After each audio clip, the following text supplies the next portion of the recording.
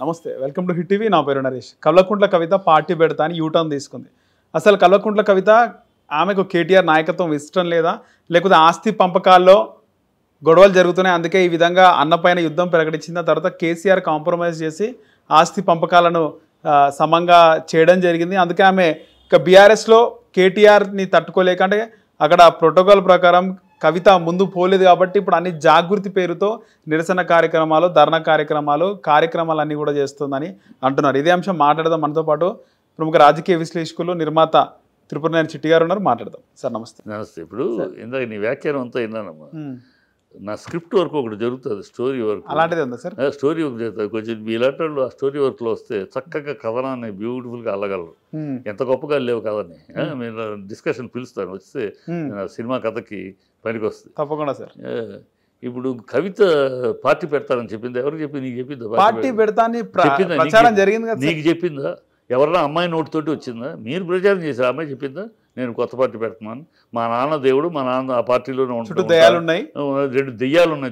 Team కవిత అని ఫ్లెక్సీలు వచ్చినాయి కదా సార్, బోర్డులో టీం కవిత. ఎవడో సన్నాసులు పెడితే చాలా మంది పట్టుకొచ్చినారు. ఎవరైనా ఆ అమ్మాయి టీం కవిత అని, సీఎం అని, నేను ఆ అమ్మాయి తన నోటితోటి నేను పార్టీ పెడుతున్నాను అని ఎక్కడన్నా అంటే ఎక్కడన్నా ఒక కమెంట్ ఉంటే చూపించినారు సార్. మీరు చూస్తే కమెంట్ ఎవడో వాగాడు ఇప్పుడు సోషల్ మీడియా తెలుగు రాష్ట్రాల్లో చాలా వరకు పార్టీలు ప్రకటించినప్పుడు ముందు ఎవరు చెప్పలేదు సార్.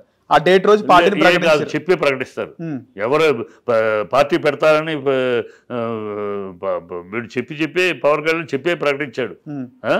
టీఆర్ఎస్ పెడతారని పార్టీ పెట్టి పోరాటం చేసి 14 ఏళ్ళు పోరాటం చేసి ఎవరు అలవోకగా పెట్టరు. పార్టీ అలవోకగా తప్పని వన్ ఫైన్ మార్నింగ్ నేను పార్టీ అంటే ఏముండదు దానికి. ఎవడో అంత అవివేకంగా చేయరు.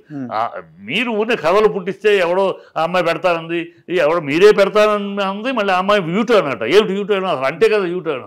So non sense. తర్వాత అమ్మాయికి కేటీఆర్ తోటి పట్టలేదా? కేటీఆర్ పట్ల ఎవరు చెప్పారు మీకు? కేటీఆర్ తోటి పట్ల అర్థమవుతుంది కదా సార్, చెప్పడం దాంట్లో. ఇప్పుడు ఆమె లెటర్ రాసింది, నేను చెప్తున్నా సోషల్ మీడియా. ఆమె లెటర్ ఏం రాసింది? ఒక తండ్రికి రాసింది, సంబోధించి తండ్రి అయినా రాసింది.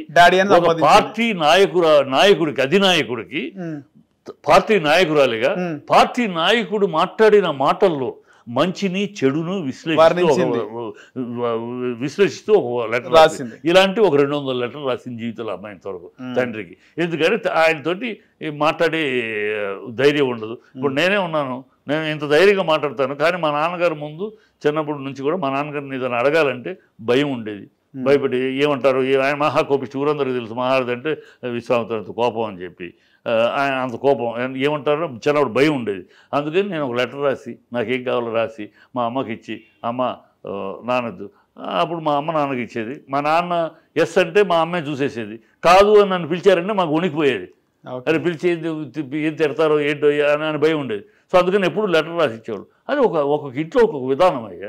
సో తండ్రికి నేరుగా కూర్చుని చెప్పడం కాకుండా తన అభిప్రాయాన్ని ధైర్యంగా నేరుగా కూర్చుంటే కొంత చెప్తాం, కొంత చెప్పలేకపోతాం భయంతో. అందుకని నేను లెటర్లో క్లియర్గా రాసిచ్చింది. అది ప్రజాస్వామ్యం. ఆ పార్టీలో ఉన్న ప్రజాస్వామ్యాన్ని హర్షించాలి. ఒక పార్టీలో ఒక అధినాయకుడు మాట్లాడిన మాటలని తప్పొప్పులు బేరీజ్ చేస్తూ, తప్పొప్పులను విశ్లేషిస్తూ మరొక నాయకురాలు రాయటం అనేది, దాన్ని అంగీకరించడం అనేది, అది కాంగ్రెస్ లో మరో నాయకుడు కాంగ్రెస్ లో రాయగలరా? బీఆర్ఎస్ లో మరో నాయకుడు రాయగలరా? స్వాతంత్రం ఉందని చూపించినట్టే కదా. అది కూతురు కాదు సార్. ఇక్కడ ఇంకోటి రాయకూడదు, రాస్తే కాదలేదు. కానీ ఇప్పుడు రాశారు ఎవరన్నా? రాసి ఆయన రిజెక్ట్ చేశారా? అపాయింట్మెంట్లు ఇవ్వలే కదా సార్. అపాయింట్మెంట్లు ఎందుకు ఇవ్వాలి అందరికి? ఎమ్మెల్యేలకు వాళ్ళకే అపాయింట్మెంట్. ముఖ్యమంత్రి అంటే నేనేమన్నా లెటర్, ముఖ్యమంత్రి అంటే రేవంత్ రెడ్డి కాదమ్మా. ముఖ్యమంత్రి అంటే రేవంత్ రెడ్డి కాదు. మాట వెళ్తే ఎక్స్పాన్షన్, మినిస్టర్ ఎక్స్పాన్షన్ అయినా, ఇంకోళ్ళు అది మార్చాలన్నా, ఇది మార్చాలన్నా, ఢిల్లీ అని పరిగెత్తి ఆయన కాళ్ళ దగ్గర కూర్చుని ఏం చేయమంటారంటే ముఖ్యమంత్రి అది కాదు. ముఖ్యమంత్రి అంటే హీఈస్ ఏ క్యాబినెట్ చీఫ్. ఎవరెవరు ఏ పనులు? రేవంత్ రెడ్డి కాదా సార్ క్యాబినెట్ చీఫ్? కాదు, క్యాబినెట్ చీఫ్ ఆయన మాట, ఆయన పేరే మర్చిపోతాడు కొన్ని మంత్రులు మీటింగ్లో. ఆయన క్యాబినెట్ ఎలా అవుతాడు, కీ ఎలా అవుతాడు? అది ఒక రాజశేఖర రెడ్డి గురించి అన్న అర్థం అవుతుంది. కానీ రేవంత్ రెడ్డి ఈజ్ నాట్ ఆ స్థాయి చీఫ్ మినిస్టర్కి లేడు అతను. అతను ఎప్పుడు దిగిపోతానో ఎప్పుడు దింపేస్తాడు భయాందోళనతో గడుచుకున్న పరిస్థితి ఇప్పుడు ప్రస్తుతం అయితే. ఇక్కడ బీజేపీకి ఉందా? మోడీ గారు కానీ అమిత్ షా గారిని ఒక మాట మాట్లాడారు, తప్పు మాట్లాడారు. గతంలో ఒక ఎన్నికలప్పుడు పాకిస్తాన్ పొండే నేను తప్పు మాట్లాడాడు అమిత్ షా, దాంతో ఓడిపోయాం కూడా బీహార్లో. ఆ మాట తప్పు అని ఒక్క నాయకుడు అనగలిగాడా? ఇక్కడ కవిత కాబట్టి రాసింది వేరే నాయకుడు ఎక్కడ రాసి ఒక్క నాయకుడు అనగలిగారా? ఒక్క నాయకుడు అనగలిగారా అని నోరు మూసుకుని ఏం తప్పైనా సరే ఉప్పైనా అధిష్టానం తప్పైనా ఉప్పైనా అధినాయకులు ఏం మాట్లాడితే దానికి గప్చిప్. పావురం రేపొద్దునే కనుక కాకి తెల్లగా ఉందని పొరపాటున రాహుల్ గాంధీ అన్నాడు అనుకోండి, వీళ్ళు ఏమంటారు? అదేంటంటే రాహుల్ గాంధీ గారు తెలుపు ఏంటంటే వీళ్ళు ఏమంటారంటే రేవంత్ రెడ్డి అంటే ఆయన హిమాలయాల్లో పర్యటించినప్పుడు చూశాడు, అందుకని ఆయనకి తెలుసు, రాజీవ్ గాంధీ కాబోయే ప్రధానమంత్రి ఆయనకు తెలుసు, కాకి తెలుపు కాకిని హిమాలయాల్లో చూశాడు ఆయన పర్యటించినప్పుడు అని సమర్థించడానికి మాట్లాడితే అదేంటండి కాకి తెలుపు ఏంటండి? దాన్ని కూడా సమర్థిస్తూ అది ఒక పక్షి కాకి ముక్కులాగానే ఉంటుంది. ఆ పక్షికి అక్కడ స్నోలో మునిగిపోయి ఉండటం వల్ల ఆయన కాకి ముక్కును చూసి కాకి ముక్కులాగా ఉన్న ముక్కుని బాడీని చూసి తెల్ల కాకి అనుకున్నాడండి అని తర్వాత వివరణిస్తారు. ఇలా ఉంటుంది వాళ్ళ చర్య. అదే ఇక్కడ కవిత లెటర్ రాసింది సార్, అడిగింది రెస్పాన్స్ వచ్చింది దాని మీద? వస్తుంది, వచ్చే మీ పబ్లిక్ రావాలి కదా సార్. ఇప్పుడు కవితను కూతురు పక్క పెట్టండి, మీకు పబ్లిక్ ఎందుకు? మాకేం మీ జర్నలిస్టులకి మీడియా నా రెస్పాన్స్ ఏంటో నేను చెప్తాను. ఇప్పుడు సరే కవిత కూతురు కాదు సార్, ఒక నాయకురాలే అనుకోండి, పార్టీకి చెందినటువంటి ఒక నాయకురాలు. సంబంధాన్ని నాయకురాలు పార్టీకి అధిష్టానానికి ఇచ్చి చూసుకుంటారు, అది అధిష్టానం చూసుకుంటుంది. దాని మీద చర్యలు ఏంటి? మీరెవరు? మీ పాత్రికేయులకి సంబంధం ఏంటి? మీకేం అవసరం? మీకెందుకు చెప్పాలి? నేను బహిర్గతమైంది కదా సార్, నా కూతురు రాసింది, మీరు భయపడి నా కూతురు నాకు రాసింది, దాని మీద ఏం చెప్పాల్సిన అవసరం?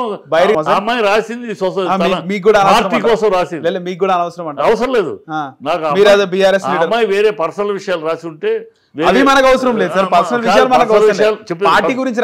పార్టీ గురించి పార్టీ నీకు సంబంధం, పార్టీ వాళ్ళ పార్టీ, ప్రజలకు సంబంధించి కాదు. ప్రజలకు సంబంధించి వాళ్ళ సిద్ధాంతాలు మాట్లాడుకోవద్దంటారు. అసలు ఏం జరిగినా మాట్లాడుకోవద్దు. ఎందుకు మాట్లాడు? మీకు తెలియదు. పార్టీలో నా నిర్ణయాలు నాకుంటాయి, మా విధానాలు మాకుంటాయి. ప్రజలు ఓటేస్తేనే కదా సార్ పార్టీ గెలిచేది. ప్రజలు ఓటేసేవాడు మా విధానాలు మాకుంటాయి. ఎప్పుడు ఏ విధానం బయట పెట్టాలో మాకు తెలుసు అయ్యా. నీ ఇష్టం వచ్చేప్పుడు బయట పెట్టడం కాదు, జర్నలిస్టులకు ఇష్టం వచ్చినప్పుడు మా చింపి చూపించడం కాదు. ఎప్పుడు చెప్పాలో, ఎప్పుడు చించి చూపించాలో, ఎప్పుడు ఇతరులను చిత్తు చేయాలో మా వ్యూహం మాకుంటుంది, అప్పుడు చేస్తాం. ఓకే, కవిత కేసీఆర్ దేవుడు అన్నది, చుట్టూ దయాలు ఉన్నాయి అన్నది, మాకు కేసీఆర్ నాయకత్వమే కావాలన్నది. అవును, అంటే ఇంకా వేరే వాళ్ళ నాయకత్వం వద్దంటారా? కేసీఆర్ నాయకత్వం ఏం ప్రశ్న ఇది? కేసీఆర్ కాక నాయకుడు ఎవరయ్యా పార్టీకి? హరీష్ రావు అన్నాడు కదా సార్ రీసెంట్ గా, కేటీఆర్ నాయకత్వం. అరే కేసీఆర్ దాటా? కేసీఆర్ కూడా రెడీగా ఉన్నాడు అని గతంలోనే మనం మాట్లాడుకున్నాం. మీరు మాట్లాడుకున్నారే, మీరు సాక్షాత్తు అప్పుడు మంత్రివర్గంలో ఉన్నటువంటి వాళ్ళే మాట్లాడారు. ఉన్నాడు అదే కరుణానిధి గారు మనవాడు కూడా. ఇప్పుడు కేటీఆర్ అంటే కవితకు లైన్ లో ఉన్నారంటే దేవగౌడ కొడుకు కుమారస్వామి, కరుణానిధి కొడుకు స్టాలిన్, ఒక్కొక్క దేశం ఒక్కొక్క రాష్ట్రం లైన్ లో ఉన్నారని మనం గతంలో మాట్లాడుకున్నాం. లైన్ లో ఉంటారు. అయితే ఇప్పుడు కవిత వచ్చేసి నా కేసీఆర్ నాయకత్వంలోనే పనిచేస్తాము, బతికుండగా కేసీఆర్ బతికుండగా ఇంకో నాయకుడు లేడయ్యేది. హరీష్ రావు మాట్లాడిన పిచ్చి పిచ్చిగా లేదు సార్. హరీష్ రావు మాట్లాడింది కేసీఆర్ బతికుండగా నాయకుడు కేటీఆర్ నాయకత్వంలో పనిచేస్తా అన్నాడు. కేటీఆర్ నాయకత్వం కేసీఆర్ బతికుండగా మీరు ఉన్న గాలి మాటలు చుట్టి చేయకండి. కేసీఆర్ బతికుండగా కేసీఆర్ నాయకత్వమే బీఆర్ఎస్ కి. ఆయన తల వాల్చిలాగా ఎవరు నాయకత్వం? కవిత ఎందుకు గొడవ చేస్తుంది? కవిత ఎందుకు గొడవ చేస్తే ఆయన నాయకుడు చుట్టూ దెయ్యాలు ఉన్నారు. అదే కేటీఆర్ కూడా అన్నాడు కోవర్టులు ఉన్నారు అన్నాడు. ఆ కోవర్టులు అనే పదం అతను వాడితే దెయ్యాలని పదం ఈ అమ్మాయి వాడింది. దీన్ని ఈ కాంగ్రెస్ సీతక్క అంటే చాలా గౌరవం నాకు, ఉద్యమాల నుంచి వచ్చిన సీతక్క. ఆ సీతక్క కూడా ఈ కాంగ్రెస్ తోటి చేరి ఈ పదజాలం పోయింది. ఉద్యమంలో లేదు కదా, ఇప్పుడు లేదు, ఉద్యమాల నుంచి వచ్చిన కనుక సీతక్క నాకు గౌరవం. భాష పద్ధతిగా ఆవిడ కూడా కాంగ్రెస్ చేయడానికి కాంగ్రెస్ పదవిలో కూర్చున్నాక ఆవిడ కూడా మద్దతు చెల్లించినట్టుంది. ఆవిడ నేను మాట్లాడుతూ చిన్న బ్రెయిన్ చితికిపోయింది. ఈ భాష ఆవిడ భాష కాదు. అంటే కేటీఆర్ కోవర్ట్లు ఉన్నాయి అంటారు కదా సార్. కోవర్టు ఈ అమ్మాయి దెయ్యాలంది. దెయ్యాలు భాష పదం వేరే కానీ మీనింగ్ ఒకటే. కోవర్ట్లు దెయ్యాలు, కోవర్ట్లు అనేది అతని భాషలో వాడాడు. ఈ అమ్మాయి అంటే పార్టీలో ద్రోహులు ఉన్నారు, ఇన్సైడ్ దొంగలు ఉన్నారు, అది వాస్తవం. ఆ ఇన్సైడ్ దొంగలను ఏరిపారేయాలి, ఏరకపోతే మన పార్టీకి నష్టం. ఒక నాయకురాలుగా ఏమై చెప్పింది. దీంట్లో మీరు ఇప్పుడు ఆమె జాగృతి కండువాన్ పెట్టుకొని జాగృతి జెండాను ఆవిష్కరించింది. జాగృతి పరంగానే నిరసన కార్యక్రమాలు చేసింది, బహిరంగంగా అన్నది. మొన్న కేసీఆర్కి నోటీసులు ఇస్తే మీరు ఏం చేసినారు, ట్విట్టర్లో పోస్ట్ పెట్టడం కాదు, కేసీఆర్ అధినేతకు నోటీసులు ఇస్తే మీరు ఏం నిరసన కార్యక్రమాలు చేసిందని నేరుగా కేటీఆర్ని అడిగింది. నేను నల్లికుట్ల రాజకీయాలు చేయను, నేను వెన్నుపోటు రాజకీయాలు చేయను అని చెప్పేసి. అంటే ఎవరిని ఉద్దేశించి? కేటీఆర్ని ఉద్దేశించిందే అనుకోవద్దంటారా? కేటీఆర్ని ఉద్దేశించారు ఎవరిని అనుకోవాలి మరి? క్యాడర్ని మొత్తం తను క్యాడర్ని ఉద్దేశిస్తూ కేటీఆర్ని ఉద్దేశించి కాదు, క్యాడర్ని. క్యాడర్ లో ఉద్యమం రావాలి. క్యాడర్ లో మన కేసీఆర్ కి నోటీసులు ఇచ్చినారు కదా సార్, ధర్నా కార్యక్రమాలు ఎవరు చేయాలి సార్? కార్యకర్తలు అసలు కార్యకర్తల్లో స్పందన రావాలి. స్పందన వస్తే ఆ స్పందన ముందు కార్యకర్తల్లో వస్తే అప్పుడు కేటీఆర్, హరీష్ రావా, కవిత, ఎవరైతే ఎవరు నాయకులు కాదు. నాయకులు స్పందించినంత మాత్రాన ఏమి రాదు. అందుకని అమ్మాయి ఆ రోజు ఎవరు ఇప్పటికైనా మన కార్యకర్తలు స్పందించాలి. కార్యకర్తలు స్పందిస్తేనే ఏ ఉద్యమమైనా. కార్యకర్తలు స్పందించుకుంటే నాయకుడు జై అంటే కాదు. ఇప్పుడు జాగృతి తరపున ఎందుకు సార్ కార్యక్రమాలు చేస్తుంది? జాగృతి అంటే వేరే సంస్థ. జాగృతి ఏమన్నా బీఆర్ఎస్ లో ఒక భాగం. అది బీఆర్ఎస్ పెట్టిన నుంచి 10 ఏళ్ల గురించి చూస్తున్నారు కదా. 10 ఏళ్ళ జాగృతి అధికారంలో ఉన్నప్పుడు పోలే కదా సార్, అధికారంలో ఉన్నప్పుడు చేయలేదు కదా సార్. జాగృతిలో ఎన్ని చేయలే అమ్మాయి వచ్చినాకే, ఆ అమ్మాయి జాగృతి అమ్మాయికి అప్పచెప్పినాకే తెలంగాణ సాంస్కృతిక పండగలు ఏంటి, బోనాలు ఏంటి, దేశం మొత్తం మీద ప్రాముఖ్యత తీసుకొచ్చింది అమ్మాయి వచ్చినాకే. అంతకుముందు తెలంగాణ లేదా? అంతకుముందు ఈ పండగలు లేవా? తెలంగాణ పండుగలు, బోనాల పండుగలు లేవా? ఏమైనా ప్రజలకి అంత పాపులర్ ఉందా? ప్రభుత్వం వచ్చినాక అంటున్నాను సార్. ప్రభుత్వం వచ్చినాకే అమ్మాయి అనేక ముందే చేసింది సార్, భలే ప్రభుత్వం వచ్చినా కూడా బోనాలు ఇంత ఘనంగా నిర్వహించబడుతున్నాయి. ఆ తెలంగాణ సంస్కృతికి సంబంధించిన పండుగల్ని ఇంత ఎలువెత్తి దేశవ్యాప్తంగా ప్రచారం పొందేంత లెవెల్గా చేసింది జాగృతి. జాగృతి ఒక విభాగం, బీఆర్ఎస్లో ఒక విభాగం. అది దానికి ఆ అమ్మాయికి అప్పచెప్పారు. అమ్మాయి ఈ విభాగం ఇది, దీని ఎంత ముందు తీసుకెళ్తావు అది తీసుకెళ్తాను అమ్మాయి. అందుకని శిఖరానికి కూడా తెలంగాణ జాగృతి సపరేట్ కాదు సార్, మొత్తం విభాగం ఎందుకు అవుతుంది సార్? కాదు కదా, పార్టీ విభాగమే. పార్టీ యొక్క కల్చరల్ విభాగం కాదు కదా బలేవాడి. పార్టీ బీఆర్ఎస్ అనక జాగృతి టోటల్లీ సపరేట్ కదా సార్. అంటే తెలంగాణ జాగృతి అనేది దాని ఒక సాంస్కృతిక, దానికి కలర్ ఉంది, జెండా ఉంది, అన్ని ఉంటాయి. సాంస్కృతిక విభాగానికి ఎందుకు ఉంటాయి? పింక్ కండ ఎందుకు ఇక్కడ కూడా ఉంటాయి. మీరు రవీంద్ర భారతికి వెళ్ళి మన గవర్నమెంట్ సాంస్కృతిక ఇది ఉంటుంది, దానికి ఒక జెండా, ఒక మ్యాప్ అన్ని ఉంటాయి. లోపల చూస్తారు, వెళ్ళి చూడండి. సాంస్కృతిక ఉన్నా కూడా దానికి పార్టీ తరపునే ఒక విభాగం, ఒక్కొక్క విభాగం పొలిటికల్ విభాగం ఉంటుంది, సాంస్కృతిక విభాగం ఉంటుంది, ఇంకో విభాగం ఉంటుంది, సినిమా విభాగం కూడా ఉంటుంది. నేను సినిమా విభాగానికి నేను పార్టీలో పనిచేశాను. మరి మీకు నేను ఉంటూ పాలిటిక్స్. సార్ ఇప్పుడు ఒకటి గుర్తుపెట్టుకోండి సార్, మీకు అంత ఐడియా ఉంటది. ఒక పార్టీకి అనుబంధ సంఘాలు అయినప్పుడు ఆ పార్టీ కలర్ పైన అన్ని ఉంటాయి. ఉండవు. ఎందుకంటే ఉండాలని లేదు, మీరు ఉండాలని చట్టం లేదు. మీరు చట్టం కొత్త చట్టం తెస్తే ఎట్లా? ఉండాలని లేదు. దాని యొక్క సాంస్కృతిక సంస్థకి వాళ్ళు ఇండిపెండెంట్ గా వాళ్ళు పెట్టుకోవచ్చు. అది పార్టీ అనుబంధ సంస్థ. అది బీఆర్ఎస్ పార్టీకి సంబంధించి విద్యార్థి విభాగం, minority cell, ST, SC, BC cell అన్ని ఉంటాయి వేరు. ఈ కల్చరల్ విభాగాలు వేరు. అందుకే చెప్తున్నా. సరే, నేను చెప్తూ సినిమా విభాగానికి నేను కన్వీనర్ గా పనిచేసినప్పుడు కూడా మా సినిమా విభాగానికి పెట్టేవాళ్ళం. ఆ ఫోటో పెట్టి నా ఇంట్రెస్ట్ కోసం, ఎన్టీఆర్ ఫోటో కాదు, నా ఇంట్రెస్ట్ కోసం ఆవిడ భరతమాత ఫోటో పెట్టి మా జెండా, సినిమా జెండా ఉండేది. ఇప్పుడు కవిత పింక్ కండ వేసుకునే అవకాశం ఉందంటారా సార్? మళ్ళీ పింక్ కండ వేసుకుని మళ్ళీ ఏముంది? అమ్మాయిని తీసేసిందా? మీకు చెప్పింది నేను తీసేసాను. నేను అడుగుతున్నాను సార్, మీరు కథలు పుట్టించొద్దు. అందుకని ఇందాక డిస్కషన్కి వస్తే బాగుంటుంది. మీరు లాంటి అమ్మాయిని చెప్పింది కండువా తీసేశారని. కండువా తీసేసినట్టు మీరే కలర్ పుట్టించి మళ్ళీ వేసుకుంటారు. ఆమె తిట్టింది కేటీఆర్ ని, హరీష్ రావు కాదని మీరే అంటారు. కేటీఆర్ కాదు, హరీష్ రావు కాదు. ఎవరు తిట్టరా? ఏం చేశారని అడిగింది. ఏం చేశారంటే కార్యకర్తలను అడిగింది. అక్కడ కార్యకర్తలు ఉద్దేశి మనం ఒక నాయకత్వం ఉంటేనే కదా సార్ కార్యకర్తలు పనిచేసేది. కార్యకర్తలు ఉంటేనే నాయకత్వం. ఎవరైనా నాయకత్వం ఒక నాయకత్వం వహించాలి కదా. నీకు ఒకటి తెలుసుకో, రాజకీయాల్లో కార్యకర్తలను బట్టే నాయకులు కానీ, నాయకులు బట్టి కార్యకర్తలు. ఒక నాయకుడు పిలిపిస్తే వచ్చేయరు అందరూ. ఇవాళ బీజేపీలో ఉంది, ఒక నాయకుడుగా బండి సంజయ్కి పిలిపించాడు అనుకో, లక్షల మంది కార్యకర్తలు వస్తారు. మరి ఇతర నాయకులు ఎవరన్నా పిలిస్తే అంతమంది వస్తారా? కార్యకర్తలు మోసే నాయకులు కొంతమంది, నాయకులు మోసే అలా ఉంటుంది. బీఆర్ఎస్ లో ఎవరంటారు సార్ నాయకుడు? మళ్ళీ కేసీఆర్ కాకుండా కేసీఆర్ నాయకుడు. ఆయన తర్వాత ఆ ప్రశ్న, అంతవరకు తర్వాత ఎవరు ప్రశ్నించక్కర్లా. ఆయన ఉన్నంతకాలం ఆయనే ఆది మూలం, ఆయనే వ్యూహకర్త, అన్ని ఆయనే. ఆయన తర్వాత అప్పుడు ప్రజల ఆమోదం ఎవరికి ఉంటుంది? ఎవరికి హరీష్కి వస్తుందా ప్రజల ఆమోదం, లేదా కేటీఆర్కి వస్తుందా, లేదా ఆడపిల్ల కవితకు వస్తుందా, ఆయన తదనంతరం జరిగే జరగాల్సిన చర్చ, ఆలోచించాల్సిన విషయం. ఇప్పుడు అది కాదు. ఇప్పుడు కేవలం ఆయన హ్యాపీగా సలక్షణంగా ఆరోగ్యంగా మీ మీడియా వల్ల ఏంటంటే లేనిపోయింది మిగతా ఎక్కడ చూస్తాను ఆయన ఆరోగ్యం క్షీణించింది, ఆయన చాలా ఇబ్బందులు ఉన్నాడు, నేను చదివాను. అందుకనే కవిత తన ప్రాముఖ్యత కోసం ఆయన తప్పని ఏదైనా అయితే ఆయనకి నేను ఇప్పుడున్న పరిస్థితుల్లో ప్రాముఖ్యత లేకుండా పోతాను కనుక నేను ఆయన ఉండగానే నా ప్రాముఖ్యతను పెంచుకోవాలని తపన పడుతుంది. ఇలాంటి వ్యాఖ్యలన్నీ రాస్తారు, చూస్తారు. దౌర్భాగ్యం కదా. ఓకే సార్, ఫైనల్గా రీసెంట్గా హరీష్ రావు గారు ఒక కామెంట్ చేసినారు సార్, పెద్ద స్టేట్మెంట్. ఒకవేళ కేటీఆర్ పార్టీ చీఫ్ అయితే నేను ఆయన కింద పనిచేస్తా ఒక కార్యకర్త లాగా అన్నాడు. ఆ స్టేట్మెంట్ ఇవ్వడానికి కారణం ఏంటంటారు సార్? అని ఎందుకు వచ్చింది ఆ స్టేట్మెంట్? అడిగారు విలేకరులు అడిగారు. ఒకవేళ కేటీఆర్ గారే ఇప్పుడు యాక్టివ్ అధ్యక్షుడిగా ఉన్నాడు వర్కింగ్ ప్రెసిడెంట్ ఆయన ఉన్నారు, రేపు ఆయన నాయకత్వంలోనే మొత్తం నడవాల్సి వస్తే మీరే ఓపెన్గా చెప్పండి, నాకేం అభ్యంతరం లేదు, నడుస్తాను.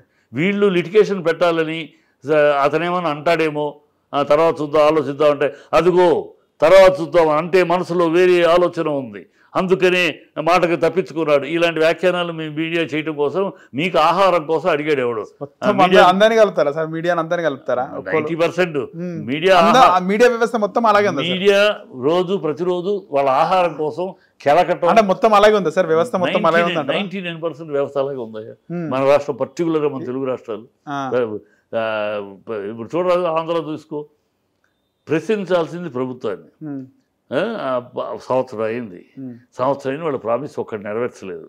ప్రశ్నించాలి ప్రభుత్వాన్ని. ఏమైందయ్యా మీరు స్పెషల్ స్టేటస్ ఏమైంది, వైజాగ్ స్టీల్ ప్లాంట్ ఏమైంది, 32,000 అమ్మాయిలు అన్నారు ఏమైంది, 25 టన్నుల గంజాయి దొరికింది అన్నారు అబద్ధం అని, అది గంజాయి కాదు అని తెలిసిపోయింది, ఏమైంది, ఇంటికి ఒక 18,000 అన్నారు, 18,000 దాటి 18,000 పథకాలన్నీ ఏమైనా అంటారు, ఒక్కొక్క పథకం ఏమైంది అవి నిలదీయాలి కదా, అడగాలి కదా. సంవత్సరం అయింది, ఈ అబద్ధాలు ఏంటి అనాలి కదా. సంపద సృష్టిస్తా అన్నారే, 130,000 కోట్లు ఈ సంవత్సర కాలంలో అప్పు చేయడం, సంపద సృష్టించటమా, ఇవన్నీ అడగాలి కదా. ఇప్పుడు అడుగుతుందా మీడియా? అడక్కపోగా ఇంకా జగను జగను జగను జగను, నాకు టాయిలెట్ రాకపోయినా జగను, నాకు విరోచనలు వచ్చినా జగను, నాకు దగ్గు వచ్చినా పెగ్గు వచ్చినా జగను, జగన్ జగన్ జగన్. సంవత్సరం అయిపోయింది. జగన్ ప్రజలు కూర్చోబెట్టారు పక్కన.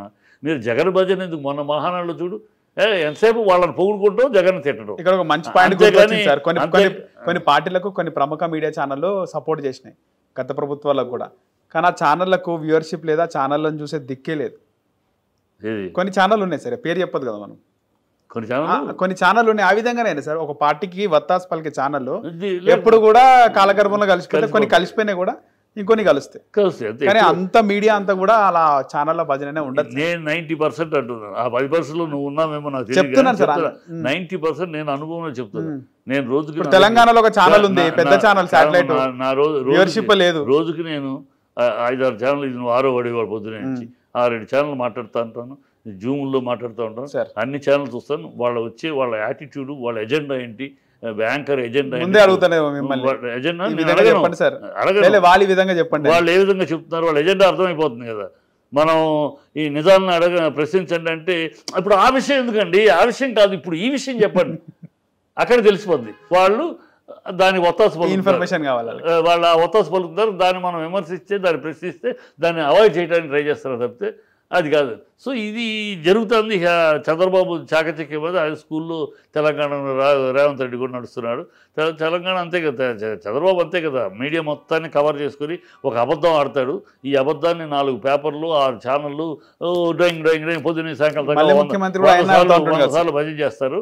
ప్రజలకేమో ఏమో ఇది నిజమేనేమో, ఇంతమంది చెప్తున్నారు, ఇన్నిసార్లు చెప్తున్నారు, నిజమేనేమో అని ఒక భ్రమం కల్పిస్తాడు. వాడుకుంటాడు. ఆయన అవుతా ఉంటాడు మళ్ళీ ముఖ్యమంత్రి ఎవరు నెక్స్ట్ టైం.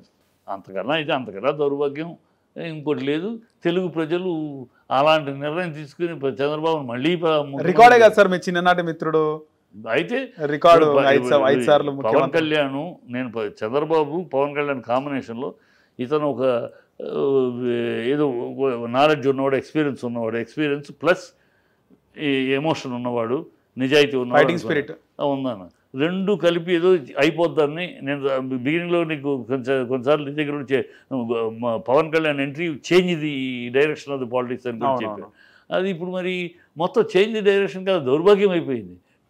కలవటమే అనైతికం అసలు. ఒకళ్ళొకళ్ళు తిట్టుకుని నువ్వు మూసుకుని నువ్వు దొంగ అంటే నువ్వు దొంగ అని నా తల్లిని తిడతానని ఎంత చూస్తాను, నా పౌరుషాన్ని చూపిస్తానని వాగి ఆ పౌరుషాన్ని తిట్టుకుని ఇప్పుడు ఆ పౌరుషాన్ని ఎక్కడ పెట్టుకున్నాడు, ఏ గిద్దలో పెట్టి అరగిద్ద దాచుకున్నాడో పవన్ కళ్యాణ్ తెలియదు మరి. ఆ పౌరుషం ఏమైంది అవి అడుగుతూ ఉంటే అది కొన్ని ఛానల్స్ వెళ్తున్నాం కదా, ఇదేంటయ్యా ఈ అడగండి అయ్యా, మీరు తలన్న మాటలే కదా అడగండి అయ్యా, ఏమైపోయింది ఈ మాటలకి వాళ్ళు ఎక్కడ ఉన్నారు మీరు అని అడగనంటే అడగరు. అది కాకుండా జగన్ వెళ్ళి ఎందుకు వెళ్ళొచ్చాడు జగన్, అక్కడికి ఎందుకు వెళ్ళలేదు, కడపకి ఎందుకు వెళ్ళలేదు, ఇక్కడికి ఎందుకు వెళ్ళాడు అని అడుగుతారు. అదే మరి పవన్ పీఠాపురంలో దళితుల్ని ఊర్లోంచి వెలివేస్తే ఒక అమ్మాయి దీపం కింద చదువుకుని పరీక్షలు రాయడానికి వీధి దీపం కింద చదువుకుంది. అప్పుడు పవన్ ఎక్కడ పోయాడు, తన పిఠాపురంలో తను జరిగితే నోరు ఇప్పలేదు, అది అడగరే. అదే దళిత అమ్మాయిని తిరుపతిలో రేప్ చేస్తే ఎక్కడ పోయాడు పవన్, అడగరే. అధికారులు ఉన్నారు కదా, వాళ్ళు అడగాలి, వాళ్ళది కదా బాధ్యత, అడగాలి కదా, అడగమంటే కూడా ఇప్పుడు అది కాదు సార్ ఈయన విషయం అడుగుతారు మీరు అదేదో చెప్తారు, అలా ఉంది. ఈ అమ్ముడు పోయిన మీడియా పార్టీ రాదు, కొత్త పార్టీ రాదు, ఏమీ రాదు. రైట్ సార్, ధన్యవాదాలు సార్. అది ఆయన మరణం వరకు, ఆయన తల వాల్చే వరకు తదనంతరమే, అంతే ఏదైనా ఆయన తదనంతరం. రైట్ సార్, ధన్యవాదాలు. హిట్ టీవీ యాప్, ఇందులో short news, live news, entertainment shows, movies, digital magazines తో పాటు మీ జిల్లా వార్తలను కూడా ఫ్రీగా చూడొచ్చు. ఇంకెందుకు ఆలస్యం, వెంటనే హిట్ టీవీ యాప్ ని డౌన్లోడ్ చేసుకుని ఫ్రీగా ఎంటర్టైన్మెంట్ పొందండి. Hit TV app. Hit TV app. Please download hit TV app. Hit TV app ని ఫ్రీగా డౌన్లోడ్ చేసుకుని ఎంజాయ్ చేయండి. మీకు నచ్చిన ఎంటర్టైన్మెంట్ కోసం హిట్ టీవీ యాప్ ని ఫ్రీగా డౌన్లోడ్ చేసుకుని ఎంజాయ్ చేయండి. హిట్ టీవీ యాప్ ని డౌన్లోడ్ చేసుకుని ఆస్వాదించండి, ఆశీర్వదించండి. ఇంతమంది సెలబ్రిటీలు హిట్ టీవీ యాప్ ని డౌన్లోడ్ చేసుకోండి అని చెప్తున్నారంటే ఎంత మంచి యాప్ ఆలోచించండి. అమెరికాలో చదవాలనుకునే వాళ్ళకి విశ్వసనీయమైన పేరు మన శౌర్య consultancy. UKలో 1 year masters, 2 years work permit up to 5 years visa. Contact Saurya Consultancy. Contact 89851 89851.